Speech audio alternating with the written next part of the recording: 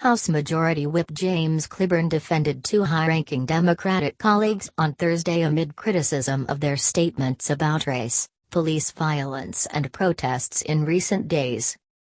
Clyburn, DSC, the number 3 House Democrat and the highest-ranking African American in Congress, argued the controversial remarks made by House Speaker Nancy Pelosi and Representative Maxine Waters, Democrat California, around former Minneapolis police officer Derek Chauvin's trial were widely misinterpreted.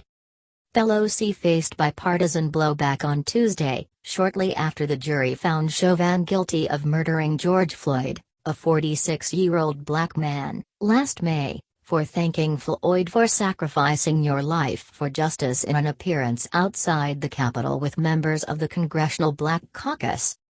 Floyd, of course, did not willingly sacrifice his life. Chauvin used his knee to pin down Floyd's neck for more than 9 minutes on the pavement of a South Minneapolis intersection, even after Floyd lost consciousness.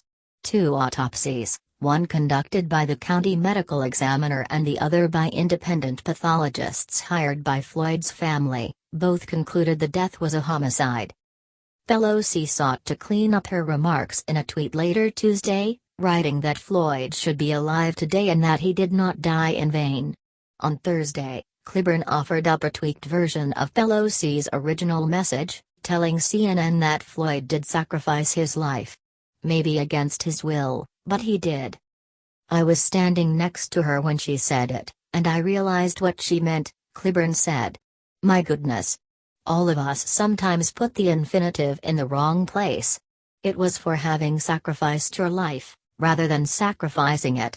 She just used the wrong infinitive, and I wish we all had time to consider our grammar books every time we got ready to speak.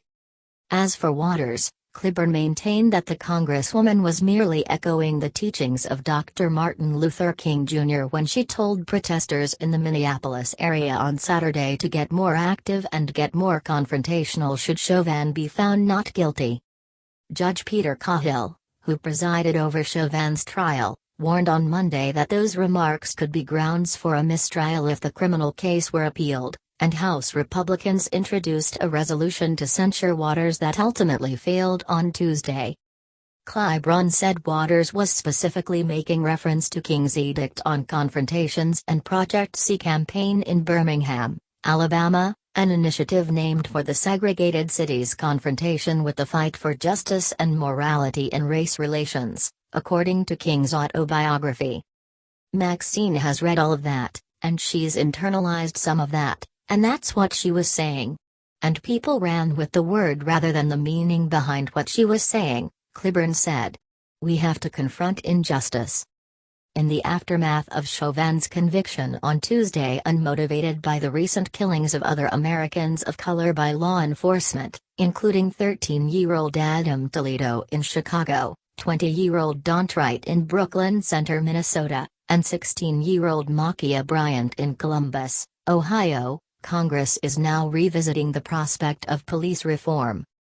Democratic lawmakers are advocating the George Floyd Justice in Policing Act, which passed the House last month, while Representative Karen Bass, Republican California, and Senators Cory Booker, DNJ, and Tim Scott, RSC, are also pursuing a bipartisan bill.